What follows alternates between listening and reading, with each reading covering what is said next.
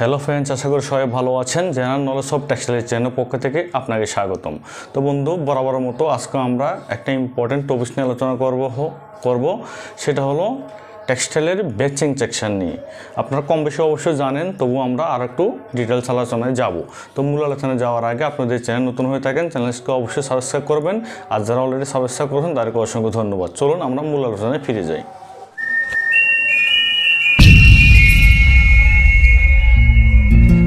তো বন্ধু, বেচিংয়ের আমরা মেনলি 4টা পয়েন্ট নিয়ে আলোচনা করব। প্রথম পয়েন্টটা হলো ডিফিনেশন দেবো বেচিংয়ের আমরা, দ্বিতীয়টা হলো ফাংশন নিয়ে আলোচনা করব, তৃতীয়টা হলো কনসিডারিং ফ্যাক্টর, মানে বেস সেকশনকে বেস কাট ক্রিয়েট করার জন্য বা টোটাল প্রসেস কমপ্লিট করার জন্য কী ফ্যাক্টর তাদেরকে মাথা রাখতে হয় সেটা নিয়ে আলোচনা করব। এবং ফাইনালি ইনফরমেশন বেস কার্ডে কী ইনফরমেশান লেখা থাকা লাগবে ওগুলো নিয়ে আমরা ডিটেলস আলোচনা করব। চলুন বন্ধু, এখন আমরা একটা পয়েন্ট দিয়ে আলোচনা শুরু করি। তো বন্ধু, আমাদের প্রথম কোয়েশ্চেন হলো হোয়াট ইজ বেচিং। বেচিংয়ের ডিফিনেশনটা আমরা দেব। তো ডিফিনেশন দেওয়ার আগে আমরা একটু টেক্সটাইলের যে ফ্লো চার্ট, মানে প্রোডাক্ট ফ্লো চার্ট, কীভাবে কোন সেকশন থেকে কী প্রোডাক্ট বের হয় ওইটা আলোচনা করি, তাহলে বেচিং সেকশনটা আপনার কাছে আর ক্লিয়ার হবে।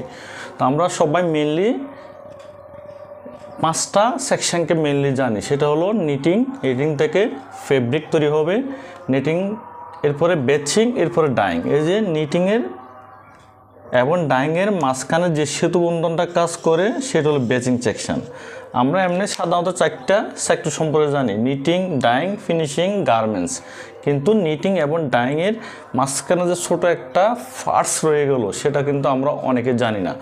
এটার অবদান কিন্তু অনেক, কারণ নিটিং এবং ডাইংয়ের মধ্যে সেতু বন্ধন করার যে সেকশনটা সেটা হলো বেচিং। তাহলে knitting, batching, dyeing, finishing and finally গার্মেন্টসে ফেব্রিকটা আমরা দিই। এই ফ্লো চার্টটা যদি আমরা দেখি তাহলে আমরা বুঝতে পারতেছি বেচিং সেকশনটা কোন জায়গায় অবস্থান করতেছি এবং এর ইম্পর্টেন্সটা এখন আমরা আলোচনা করব। ডিফিনেশনটা এখন আমাদের কাছে আর ক্লিয়ার হবে। তো আমরা বলছিলাম নিটিং এবং ডাইংয়ের মাঝখানে যে ছোটো একটা সেকশন আছে যেটা নিটিং এবং ডাইংয়ের মাঝামাঝি পজিশন থেকে সেতু বন্ধন করে, সেটাকে বলতেছি আমরা বেচিং। তো বেচিং ডিফিনেশন যদি আমরা ভেঙি তাহলে আমরা কয়েকটা পয়েন্ট আমাদের সামনে চলে আসবে। সেটা হলো প্রিপারেটরি স্টেজ ফর ডাইং, মানে ডাইং করার পূর্ব যে প্রিপারেশানটা লাগবে, গ্রে ফেব্রিকের যে প্রিপারেশানটা লাগবে সেটা কিন্তু বেচিং সেকশানই করে, ওই জন্য প্রিপারেটরি স্টেজ ফর ডাইং বলা হয়। এরপরে এটাকে আরও যদি ভেঙে তাহলে আমরা বলতে পারবো যে আমি যে বললাম নিটিং এবং ডাইংয়ের মধ্যে সেতু বন্ধন করে কীভাবে, receiving section of grey fabric, say knitting থেকে গ্রে ফেব্রিক রিসিভ করবে, and sending section of grey fabric, এবং ফেব্রিকটাও পাঠাবে ডাইং সেকশানে পাঠাবে। তাহলে নিটিং থেকে সে ফেব্রিক রিসিভ করবে, নিজের কাছে স্টোরেজ করবে এবং এটা প্রিফার্ড করে ডাইং মেশিনের সামনে দিয়ে আসবে। এই যে টোটাল যে সেতু বন্ধনটা সেটা কিন্তু বেচিং সেকশানেই করে। তাহলে আমরা যদি ডিফিনেশনটা দিই কীভাবে, batching is the process of grey fabric and receiving and sending the gray fabric in front of dyeing machine and other calculation he kept for easy preparation of dyeing section। তো আমরা আশা করি এই 2-1টা পয়েন্ট থেকে বুঝতে পারলাম আসলে বেচিং সেকশনটা কী। যদি আরও সিম্পলভাবে বলি যে নিটিং হওয়ার পর থেকে ফেব্রিকটা রিসিভ করার দায়িত্ব হলো এই বেচিং সেকশানে, সে নিজের কাছে স্টোরেজ করে রাখবে এবং ডাইংয়ের ডিমান্ড অনুসারে ডাইং মেশিনের সামনে বেসগুলো নজল ওয়াইজ রেডি করে মেশিনের সামনে দিয়ে আসবে।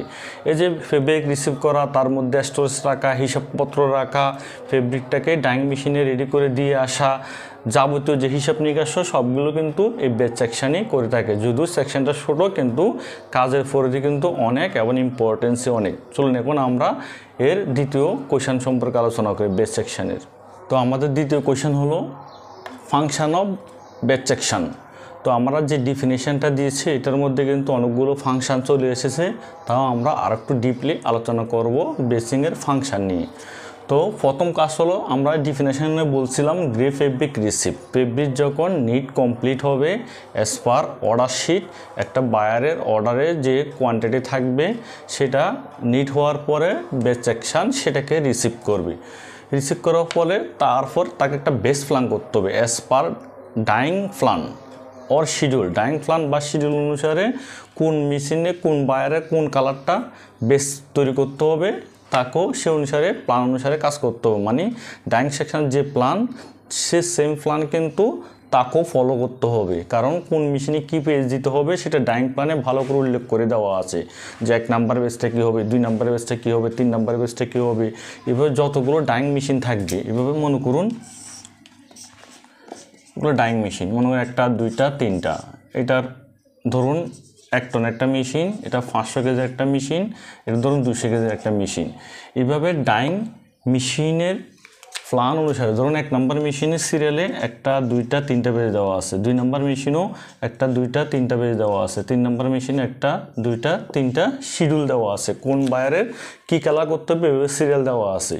ধরুন 1 নম্বর মেশিনে যে 1 নম্বর বায়ারটা যে কোনো একটা বায়ার, ধরুন অ্যাসোলিভের বায়ার এবং কালার ধরুন হোয়াইট 1 নম্বর মেশিনে, এবং কত কেজি দিতে হবে 1000 KG.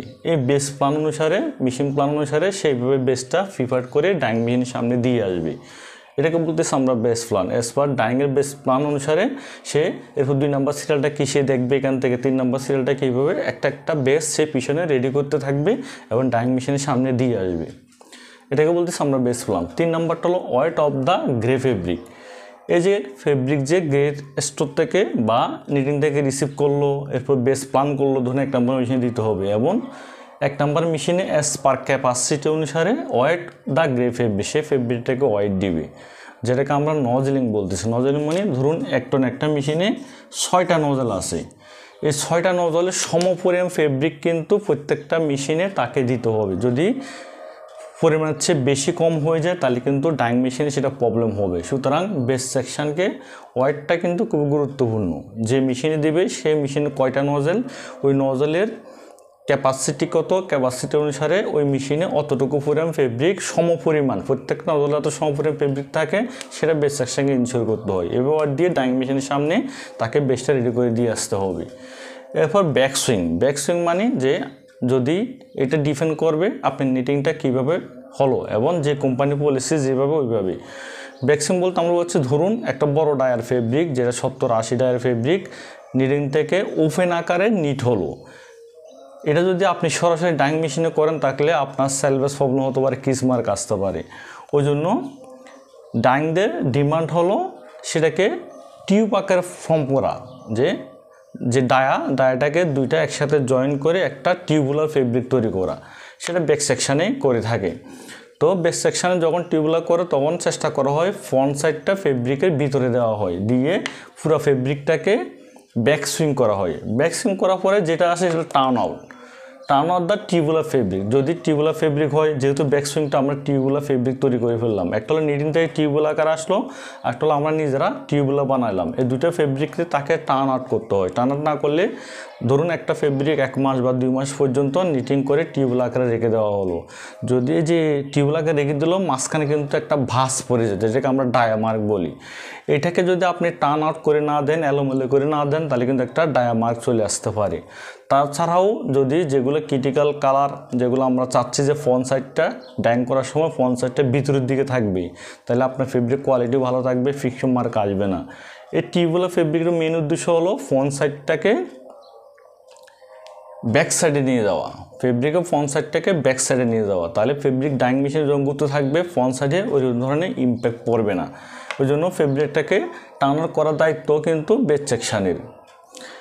Prefer the best for dyeing and also base cut. এরপরে তাকে ডাইংয়ের প্ল্যান অনুসারে বেসটা রেডি করতে হবে এবং একটা বেস কাটও তৈরি করে নিতে হবে। বেস কাট ডিফিনেশন আমরা হয়তো বা জানি, বেস কাট মানে হলো এমন একটা কাট যে কার্ডের মধ্যে সব ইনফরমেশান বলতে কোন বায়ারের কাপড়, কী কালার হবে, কত কেজি হবে, কোন মেশিনে যাবে, প্রসেসটা কী হবে, হিটসেট হবে নাকি হবে না, finishing information, fabric weight, dia, GSM, stitch length, count, সব কিছু বেস কার্ডের মধ্যে সুন্দর করে উল্লেখ থাকবে। শিপমেন্ট কবে হবে, কী কালার ডাইং হবে, এসব সব ইনফরমেশান বেস কার্ডে ইনফর্ম করে ইনক্লুড করে এরপরে একটা বেস কার্ড তৈরি করা হবে, যেটাকে বলতেছি আমরা ওই মেশিনের একটা আইডেন্টি কার্ড, যে বেস সেকশন ডাইং মেশিন সামনে দিল, এটার অবশ্যই একটা আইডেন্টিটি থাকা লাগবে, এটা কোন বায়ারের কাপড়, কত কেজি কাপড়, কী কালার ডাইং হবে।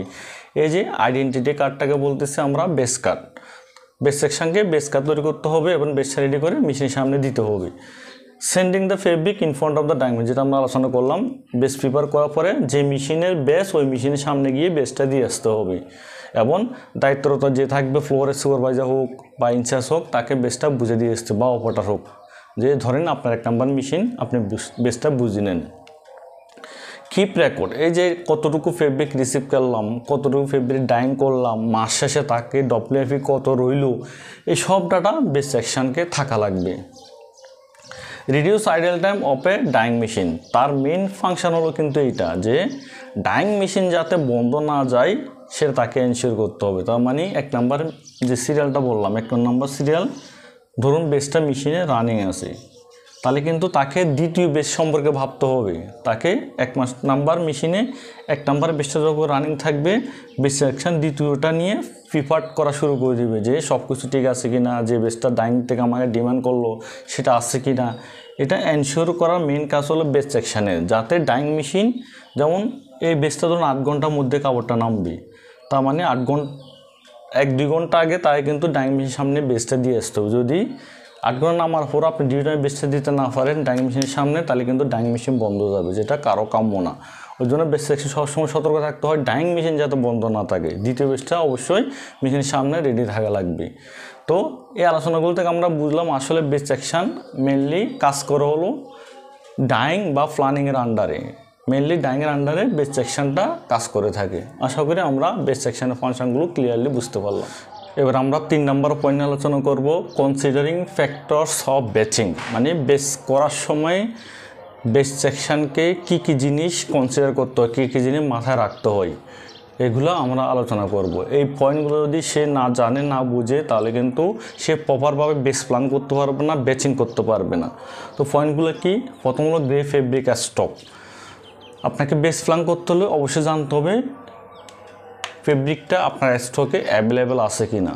ধরুন ডাইং ডিমান্ড থেকে, ডাইং প্ল্যান থেকে বা ডাইং সেকশন থেকে 1 নাম্বার মেশিনের জন্য একটা বেস ডিমান্ড করলো, সে দেখলো যে স্টক চেকই করলো না, যখন বেস দরকার হলো সে যখন চেক করতে গেলো ফেব্রিক নেই, তাহলে কিন্তু ডাইং মেশিন আইডেল যাবে। ওই জন্য তাকে আগে স্টক চেক করতে হবে, যে ডাইং থেকে আমাকে যে বেসটা ডিমান্ড করলো সেটা ফেব্রিকটা অ্যাভেলেবেল তার স্টকে আছে কি না। 2 নম্বর হলো capacity of machine. Capacity of machine বলতে ধরুন যেটা আমি বলছিলাম 1 নাম্বার মেশিন 1 টনের একটা মেশিন, তো ডাইং প্ল্যান থেকে বলা হলো বা বেস প্ল্যান থেকে বলা হলো যে 1 নাম্বার মেশিন একটা বেস দিতে হবে। এখন বেসের যে সুপারভাইজার সে যদি না জানে 1 নাম্বার মেশিনের ক্যাপাসিটি, তাহলে কত পরিমাণ সে ফেব্রিক ডাইং মেশিনে দিবে।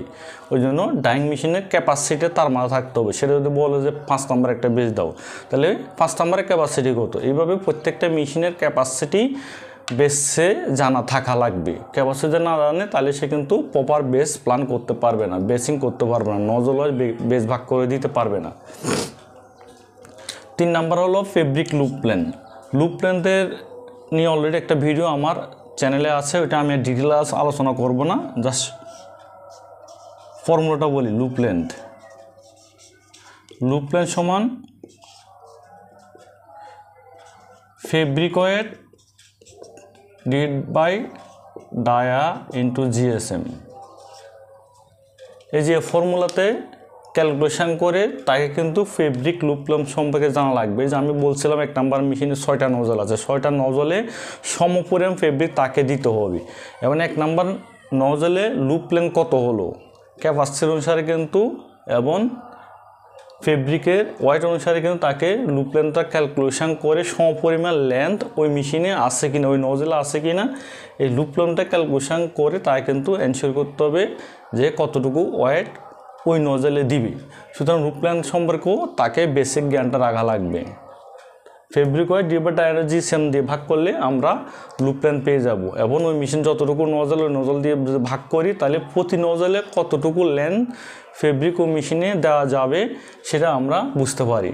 ওইখান থেকে আমরা সাইকেল টাইম এবং রিলিজ স্পিড, বের করতে পারি। ধরুন আপনার মেশিনে আমি 1 নাম্বার মেশিন ধরুন যে 2.5 সাইকেল টাইম দিয়ে মেশিনটা চালাবো, তাহলে রিলিজ স্পিডটা কত দেবো সেটা আসবে কিন্তু ফেব্রিক লেন্থ থেকে। ধরুন আপনার ডিজাইন করা আছে ফেব্রিকের লুপ লেন্থ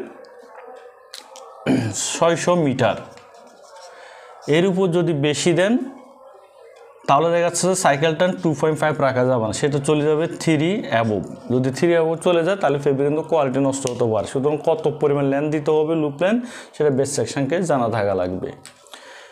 এরপর আসি types of finish. Base section তো কিন্তু বেসটা ডাইং মেশিন দিল, এটা ঠিক আছে, কিন্তু ফিনিশিংয়ের নলেজও তার মাথা থাকা লাগবে। তার মানে হলো যে ফেব্রিকটা কী ধরনের ফিনিশ হবে তাই কিন্তু স্টাডি করা লাগবে হলো বুকিং শিট, অর্ডার শিট। তার মানে বেস সেকশানে কিন্তু অর্ডার শিট এবং বুকিং শিটও স্টাডি করা লাগবে, যে ফেব্রিকের ডাইং করার পরে কী ধরনের ফিনিশ হবে সেটা বেস কার্ডে উল্লেখ থাকা লাগবে। টাইপস অফ ফেব্রিক, ফেব্রিকটা কী ধরনের ফেব্রিক, সিঙ্গেল জার্সি নাকি সিবিসি নাকি পিসি নাকি পলি, সেটা বেস কার্ডে উল্লেখ থাকা লাগবে। সুতরাং তাকে ফেব্রিকের টাইপ সম্পর্কেও জানা থাকা লাগবে। তো সে অর্ডার শিট দেখলো যে খাবার toll 100% single jersey, 100% cotton single jersey, কিন্তু ফেব্রিকটা দেখা যাচ্ছে 100 সিঙ্গেল জার্সি না, এটা একটা পলিস্টার। সুতরাং ফেব্রিকও তাকে আইডেন্টিফাই সম্পর্কে জ্ঞান থাকা লাগবে। ফেব্রিক স্ট্রাকচার একইভাবে, এটা কী ধরনের ফেব্রিক, এটা কী টাইপের ফেব্রিক, কী ধরনের ফেব্রিক স্ট্রাকচারটা কী, সিবিসি সিঙ্গেল জার্সি নাকি সিবিসি ফ্লিস, এগুলো সম্পর্কেও তার ধারণা থাকা লাগবে। এরপর আছে জিএসএম ফেব্রিক, ফেব্রিকের জিএসএমটা কত সেটাও তার সম্পর্কে জানা লাগবে, কারণ বেস কাট তৈরি করতে হলে কী ধরনের ফেব্রিক, কী ধরনের ফিনিশ, ফেব্রিক স্ট্রাকচার কি, জিএসএমটা কত, এগুলো জানা থাকা লাগবে এবং এইভাবে বেস কাটটা তৈরি করতে হবে। অ্যামাউন্ট অফ ফেব্রিক, কত পরিমাণ ফেব্রিকও মিশিয়ে দিতে হবে সে অ্যামাউন্টটা তাকে জানতে হবে। মেশিন টাইপ, মেশিন টাইপ বলতে কোন ব্র্যান্ডের মেশিন কয়টা আছে তাকেও সেটা জানা লাগবে, কারণ কিছু কোম্পানিতে মেশিনের ব্র্যান্ড বিভিন্ন ধরনের আসে এবং সব ব্র্যান্ডের মেশিনে সব কাপড় কিন্তু করা যায় না।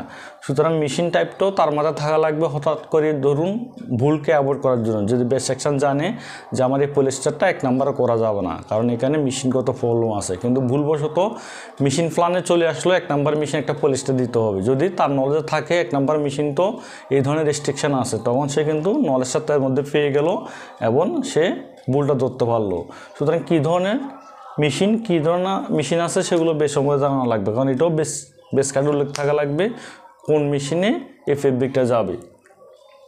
ফাইনাল সেট অফ ডাইং, এটাও সে ডাইং করবে যারা তারা তো সে সম্পর্কে জানবে, কিন্তু বেস সেকশনকেও সেট সম্পর্কে বেসিক জ্ঞান থাকা লাগবে, কারণ ওইখানে একটা ক্যাটাগরি লেখা থাকে যে ধরুন এটা কি লাইট কালার নাকি ডিপ কালার নাকি মিডিয়াম কালার, সেটার উপর কস্টিং হয়। তো বেস সেকশানে কিন্তু কালার রেঞ্জে সেটা উল্লেখ করে দেওয়া লাগে, এটা হলো লাইট কালার, এটা হলো টার্কিশ কালার, এটা ব্ল্যাক কালার। তো সুতরাং তাকে সে সম্পর্কে নলেজ থাকা লাগবে। তো অনেকগুলো ফ্যাক্টর কিন্তু তাকে মাথা রাখতে হয় বেসটা ফিফার করার জন্য এবং বেস কাটটা তৈরি করার জন্য। এগুলো সম্পর্কে সে যত জানবে তত সুন্দর করে সে বেস প্ল্যান এবং ব্যাচিং এবং বেস কাটটা সুন্দর করে রেডি করতে পারবে। চলুন এবার আমরা বেস সেকশন একটা ভিডিও দেখি। দেখুন এখানে ওরা ফেব্রিকগুলো প্রথমে ওয়াইট দেওয়ার জন্য নামাচ্ছে, এরপর একটা টলিতে ওয়াইট দেওয়ার জন্য সেগুলো রাখা হয়, এরপর এখান থেকে নিয়ে যাওয়া হয় আপনার টার্নিং মেশিন, যেটা আমরা আলোচনা করছিলাম। টার্নিং মেশিনে ফেব্রিকটাকে টার্নিং করতেছে ওরা, দেখুন কীভাবে টার্নিং করতেছে, এটাকে বলে এয়ার টার্নিং মেশিন। এর মাধ্যমে ফেব্রিকটা কিন্তু এখন টার্ন হয়ে যাচ্ছে, এই দেখুন টার্ন হয়ে আউটসাইড দিয়ে ডেলিভারি জোনে সেটা জমা হচ্ছে। এই টার্নিং করার পরে এই ফেব্রিকগুলো ডাইং সেকশনে চলে আসে। দেখুন আমরা বলছিলাম নজলাইজ ফেব্রিকটাকে ওয়াইট দিয়ে মিশন রেডি করা হয় এবং এখান থেকে ফেব্রিকটা লোড দেওয়া হয়। দেখুন নজলাইজ ফেব্রিকটা কীভাবে লোড হচ্ছে। এবার আমরা লাস্ট কোয়েশ্চেনটা নিয়ে আলোচনা করব, ইনফরমেশান বেস কার্ড। তার মানে বেসটা রেডি করার সময় কী ইনফরমেশান বেস কার্ডে লেখা থাকা লাগবে সেগুলো সম্পর্কে আলোচনা করব। এগুলো বেস সেকশনকে অবশ্যই মেনটেন করা লাগবে, কারণ আমি বেস কার্ড সম্পর্কে আগে বলছিলাম বেস কার্ড হলো একটা আইডেন্টি কার্ড, যে ফেব্রিকটা আপনি ডাইং করবেন সেটার আইডেন্টিটি কী, সেটা কোন বাইরে, সেটা কোন কালার, কত কেজি, এগুলো ডিটেলসটা কী ধরনের ফিনিশ হবে, এইসব ডিটেলস সে বেস কার্ড থেকে পাবে।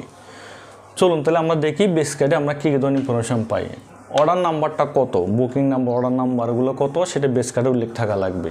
ফেব্রিকের কালারটা কী হবে, কী ধরনের ফেব্রিক আপনি ডাইং করবেন তার নাম উল্লেখ থাকবে। ফেব্রিক যে ফেব্রিকটা ডাইং করতেছেন সেটা ইয়ান কাউন্ট কত, ইয়ান লট কত, ইয়ান ব্যান্ড কত, ইয়ান লট কত, ইয়ান ব্যান্ড কি, স্টিচ লেন্থ কত, এরপর রুপ লেন্থ যেটা আমরা ক্যালকুলেশন দেখাইলাম, ওই ফেব্রিক যে ফেব্রিকটা সে রেডি করলো 1 নম্বর মেশিনের জন্য সেটা রুপ লেন্থ কত সেটা বেস কার্ডে মেনশন থাকবে। ডায়ামিটার, ফেব্রিক ডায়ামিটার কত, রোল নাম্বার কয়টা, মনে করুন একটা ফেব্রিকের কয়টা রোল হলো এই রোল নাম্বার দেওয়া থাকবে।